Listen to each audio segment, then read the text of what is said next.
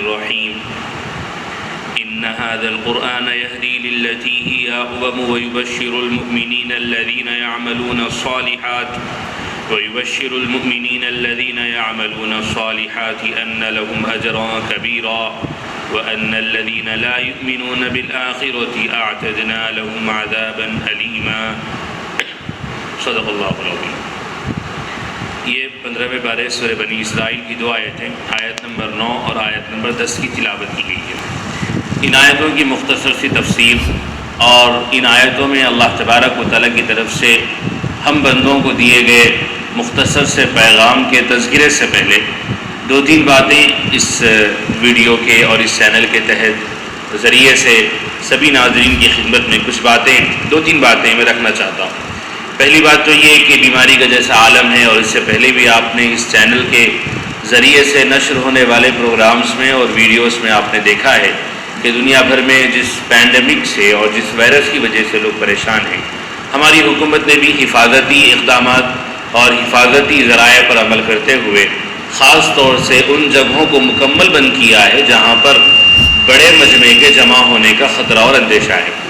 بڑے مجمع میں ان کی نظر میں مساجد بھی آتی ہیں، جس کی وجہ سے مساجد میں بڑے مجمع کا اور ان کے دیے گئے نمبر یعنی 3 یا 4-5 افراد سے زیادہ افراد کا جمع ہونا منع ہے۔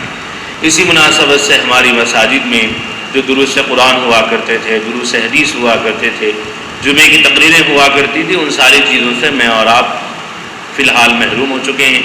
اس چینل کے ذریعے سے جو اصلاح معاشرہ میڈیا سروسز ہے، اس چینل کے ذریعے سے کچھ اہم پیغامات، کچھ اہم پروگرامز نشر کیے جا رہے ہیں۔ یہ درس قرآن بھی اسی سلسلے کی ایک کڑی ہے، اور اللہ تبارک و تعالیٰ سے میری بھی دعا ہے، آپ بھی دعا کریں کہ جیسا کہ ذمہ داروں کا ارادہ ہے، جمیعۃ الحفاظ کریم نگر کی مشہور تنظیم ہے، اس تنظیم کے تحت میں یہ پروگرام چلائے جا رہے ہیں۔ درس قرآن ہوگا جو انشاءاللہ 10 یا 12 منٹ کا ہوگا، جو سحر اور فجر کی نماز کے درمیان اپلوڈ کیے جائیں گے ویڈیو سے، کیونکہ سحر اور فجر کی نماز کے درمیان تقریباً 10-15 منٹ 20 منٹ کا وقفہ ہوتا ہے۔ یہ وقفہ آپ کا بیکار نہ جائے اور نیند کی نظر نہ ہو جائے، اس بات کو نظر میں رکھتے ہوئے سحر اور فجر کے درمیان یہ درس قرآن نشر کیا جائے گا۔ دوسرا پروگرام ہوگا ظہر کی نماز کے بعد، اور تیسرا پروگرام ہوگا عصر کی نماز کے بعد۔ آپ سے گزارش ہے اس ویڈیو کو دیکھنے والوں سے کہ ان وقتوں کو ذہن میں رکھیں اور متعینہ وقت پہ یوٹیوب پر آ کر ان ویڈیوز کے ذریعے جو پیغامات اور ہدایتیں اور بعض و نصیحتیں کی جا رہی ہیں، اس سے آپ فائدہ بھی اٹھائیں اور دوسروں کو بھی اس مبارک سلسلے سے جوڑنے کی کوشش کریں۔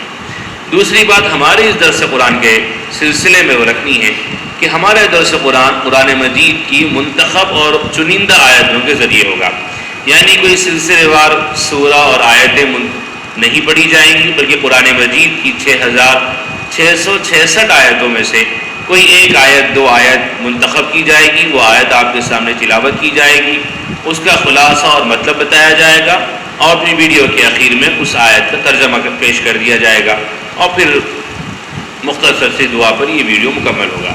مکمل کوشش اس بات کی ہوگی کہ ہمارا درس قرآن 10 یا 12 منٹ سے زیادہ کا ہرگز نہ ہو، بات مختصر رکھی جائے گی۔ آپ حضرات ماشاءاللہ کافی سمجھدار ہیں، اور عقل مندوں کو ویسے بھی اشارہ کافی ہوتا ہے۔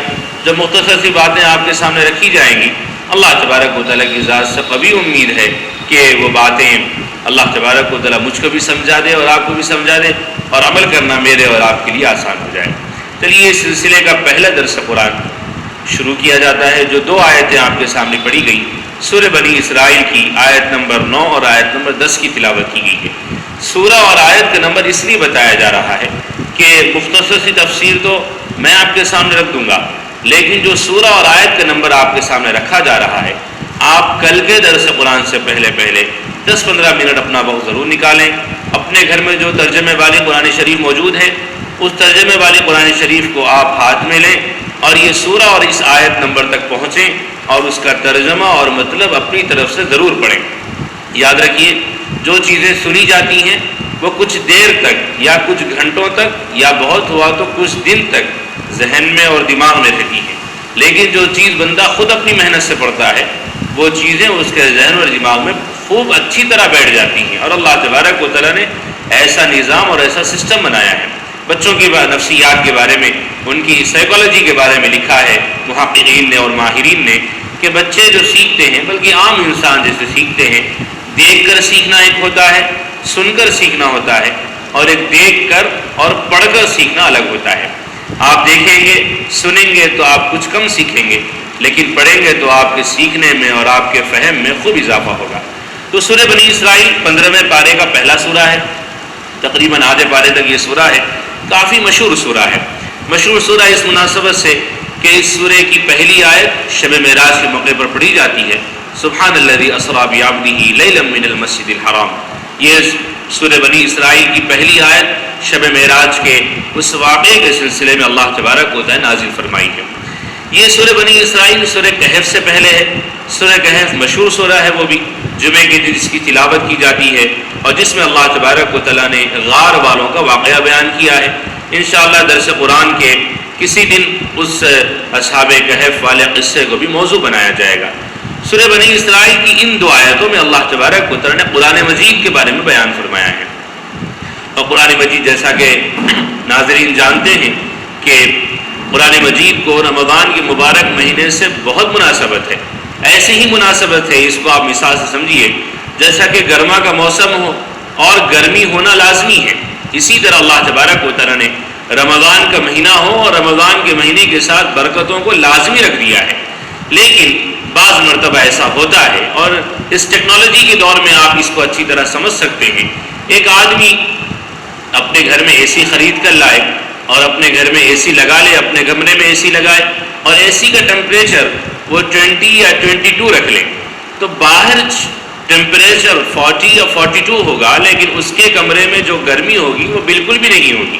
وہ اس لیے کہ اس نے اپنے آپ کو گرمی سے بچا لیا ہے، گرمی کے نقصانات سے یا گرمی کے پسینے سے یا گرمی کی ہونے والی مصیبتوں سے اس نے اپنے آپ کو بچا کر اپنے آپ کو ایک کمرے میں بند کر لیا ہے۔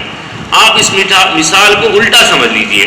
رمضان کے مہینے میں اللہ تبارک و تعالیٰ نے برکتیں رکھی ہیں، لیکن اس برکتوں سے انسان اپنے آپ کو بچانے کے لیے ایک کمرے میں اپنے آپ کو بند کر لیتا ہے، ایک خول میں اور اپنے گناہوں میں، اپنی غلطیوں میں۔ تو رمضان کی برکتیں چاہ کر بھی اس تک نہیں پہنچ پاتی ہیں، جس طرح کے اے سی کے کمرے میں بیٹھے ہوئے آدمی تک باہر کی گرمی نہیں پہنچتی ہے۔ اس کو اور مثالوں سے سمجھایا جا سکتا ہے، لیکن یہ مثال ہمارے موسم اور فی الحال کے زمانے کے حساب سے اچھی طرح آپ کو سمجھ میں آ گئی ہوگی۔ قرآن مجید اللہ تبارک و تعالیٰ نے رمضان کی برکتوں کے حاصل کرنے کا ذریعہ بنایا ہے۔ اگر کوئی آدمی اپنے آپ کو رمضان کے مبارک مہینے میں قرآن مجید سے دور رکھے تو وہ چاہ کر بھی رمضان کی برکتوں تک ہرگز نہیں پہنچ سکتا۔ اسی لیے اللہ تبارک و تعالیٰ نے قرآن مجید کو رمضان کے مہینے میں نازل فرمایا۔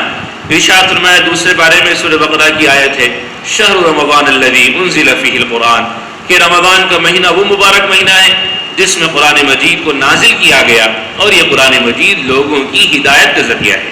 اس آیت میں اللہ تبارک و تعالیٰ ارشاد فرماتے ہیں، ان ھذا القرآن یہدی للتی ہی اقوم، یہ قرآن مجید ایسا راستہ دکھاتا ہے جو بالکل سیدھا راستہ ہے، بالکل سیدھا راستہ۔ عربی زبان میں ایک لفظ آتا ہے قائم، اور ایک لفظ آتا ہے اقوم۔ قائم کا مطلب ہے سیدھا، اور اقوم کا مطلب ہے مکمل سیدھا، جس کے ٹیڑھے ہونے میں کوئی شک نہیں ہو سکتا۔ قرآن مجید کا راستہ بھی وہی راستہ ہے، یہ راستہ مکمل سیدھا ہے، اور یہ راستہ اپنے چلنے والوں کو سیدھا اللہ تبارک و تعالیٰ کی رضامندی تک اور جنت کے دروازے تک پہنچاتا ہے۔ اللہ تبارک و تعالیٰ نے ارشاد فرمایا کہ اس قرآن مجید میں اللہ نے دو چیزیں رکھی ہیں اس آیت کے تحت میں۔ پہلی بات تو یہ کہ قرآن مجید جو راستہ دکھاتا ہے وہ راستہ مکمل سیدھا ہے، اور دوسرا قرآن مجید یبشر المؤمنین الذین یعملون الصالحات، نیک کام کرنے والوں کو خوشخبریاں بھی دیتا ہے۔ کون سی خوشخبریاں قرآن مجید دیتا ہے؟ آپ قرآن مجید کی آیتیں پڑھیے تو آپ کو معلوم ہوگا کہ اللہ تبارک و تعالیٰ نے قرآن مجید میں ایمان والوں کو کئی جگہوں پر خوشخبریاں دی ہیں۔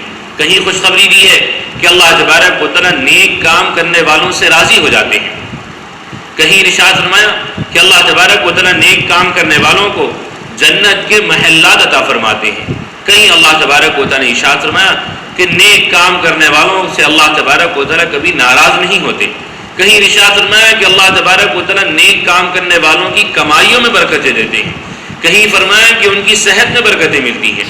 اور یہ ساری خوشخبریاں اللہ تبارک و تعالیٰ نے مجھ تک اور آپ تک اس قرآن مجید کے ذریعے سے پہنچائی ہیں. تو پہلا کام قرآن مجید کا فرمایا کہ قرآن مجید راستہ دکھاتا ہے. راستہ کیسے دکھاتا ہے؟ وہ جو قرآن مجید کی تلاوت کرتے ہیں، اس کے ترجمے کو پڑھتے ہیں، اس کی تفسیر تک پہنچتے ہیں، اس کے مطلب پر عمل کرنے کی کوشش کرتے ہیں. یہ 4 کام جو کرتے ہیں، یہ 4 کام کرنے والے بندے وہ ہیں جو سیدھے راستے پر آ کر انہوں نے چلنا شروع کر دیا ہے. کبھی نہ کبھی وہ اپنی منزل تک ضرور پہنچیں گے. یاد رکھیے، کسی کو اگر امریکہ جانا ہو، وہ فرانس کے پلین میں بیٹھ جائے، پہلے تو بیٹھ نہیں سکتا کیونکہ اس کے پاس ٹکٹ ہوگا، پھر ویزا ہوگا. لیکن میں اور آپ تھوڑی دیر کے لیے امیجن کر لیں، امریکہ جانے والا انسان اگر فرانس کی پلین میں بیٹھ جائے، وہ قیامت تک امریکہ پہنچ ہی نہیں سکتا. ہاں، فرانس ضرور پہنچ جائے گا. اسی طرح غلط راستے پر چلنے والا اپنی صحیح منزل تک پہنچ نہیں سکتا جب تک کہ وہ صحیح راستے کو متعین نہ کرے. اختلافات کے ختم کرنے، باطل سے بچنے کا راستہ قرآن مجید کا ترجمے کے ساتھ پڑھنا ہے، قرآن مجید کی تفسیر تک اپنے آپ کو پہنچانا ہے. اللہ تبارک و تعالی ہم سے کیا کہہ رہے ہیں وہ قرآن مجید کے ترجمے میں چھپا ہوا ہے. جب تک آپ ترجمہ نہیں پڑھیں گے، آپ کو قرآن پڑھنے کا ثواب تو ضرور مل جائے گا، قرآن کی تلاوت کے ثواب ملنے میں کوئی شک نہیں ہے، لیکن اللہ تبارک و تعالیٰ کا جو پیغام ہے وہ ہم تک اور مجھ تک اور آپ تک نہیں پہنچ سکتا. اس کی مثالیں بہت زیادہ دی گئی. اس کو ایک موٹی مثال جو مشہور بھی ہے وہ آپ کے سامنے رکھتا ہوں کہ جیسے کسی کے پاس پیسوں کا چیک آ جائے، بینک کا چیک آ جائے، بینک کا چیک لے کر وہ اپنی آنکھوں سے لگا لے، اپنے سینے سے لگائے، تجوری میں بند کر کے رکھ دے. 3 مہینے کے بعد اس چیک کی ویلیڈیٹی ختم ہو جاتی ہے. 3 مہینے کے بعد بینک میں لے جا کر دیا جائے تو بینک اس پیپر کے ٹکڑے کے بدلے میں 1 روپیہ دینے کے لیے بھی تیار نہیں ہوگا، کیونکہ چیک کا کام تجوری میں رکھنا نہیں بلکہ بینک میں لے جا کر جمع کروانا ہے. قرآن مجید بھی اللہ تبارک و تعالیٰ نے بندوں کی ہدایت کی نازل فرمایا ہے، اور یہ ہدایت اس طرح نہیں ملے گی کہ اس کو آنکھوں سے لگایا جائے، سینے سے لگایا جائے، اونچے محراب میں اور تابدان میں بڑے قیمتی غلاف اور جوزدان میں لپیٹ کر رکھ دیا جائے تو بھی اس کی اصل برکتیں حاصل نہیں ہوں گی. اصل برکتیں تو اس وقت حاصل ہوں گی جب کہ اس کی تلاوت کی جائے، اس کا ترجمہ پڑھا جائے، اس کی تفسیر معلوم کی جائے اور اس کے مطالبے پر عمل بھی کیا جائے. پھر اللہ تعالیٰ نے ارشاد فرمایا کہ ایمان والوں کو خوشخبریاں بھی دیتا ہے کہ ان کے لیے بہت بڑا بدلہ ہے. اور جیسا کہ اللہ تبارک و تعالیٰ کا قرآن مجید میں دستور اور طریقہ ہے، جہاں پر نیک کام کرنے والوں کا ذکر آتا ہے وہیں پر برے کام کرنے والوں کا تذکرہ بھی اللہ تبارک و تعالیٰ بندوں کی تنبیہ کے لیے ذکر فرما دیتے ہیں. اگلی آیت میں وہی ذکر فرمایا کہ جو لوگ آخرت پر یقین نہیں رکھتے، ظاہری بات ہے جس کو مرنے کے بعد کی زندگی پر یقین نہیں، وہ نیک اعمال کیوں کرے گا؟ جب ایک نیک اعمال نہیں کرے گا تو اللہ تبارک و تعالیٰ کے بڑے دردناک عذاب میں وہ پھنس جائے گا. اللہ تعالیٰ میری اور آپ کی حفاظت فرمائے. ترجمہ دیکھیے، اللہ تعالیٰ ارشاد فرماتے ہیں بے شک یہ قرآن مجید ایسے راستے کی رہنمائی کرتا ہے جو مکمل سیدھا راستہ ہے اور ایمان والوں کو خوشخبریاں دیتا ہے. ایمان والے وہ لوگ جو نیک کام کرتے ہیں اور خوشخبری اس بات کی دیتا ہے کہ ان کے لیے بہت بڑا اجر اللہ تبارک و تعالیٰ نے تیار کر رکھا ہے. اور وہ لوگ جو آخرت پر یقین نہیں رکھتے، اللہ تعالیٰ نے ارشاد فرمایا کہ ہم نے ان کے لیے دردناک عذاب تیار کر رکھا ہے. اللہ تعالیٰ سے دعا ہے جو باتیں درس قرآن کے تحت میں کہی گئی ہیں، سنی گئی ہیں، اللہ تعالیٰ کہنے والے اور سننے والوں کو صحیح سمجھنے اور عمل کی توفیق عطا فرمائے.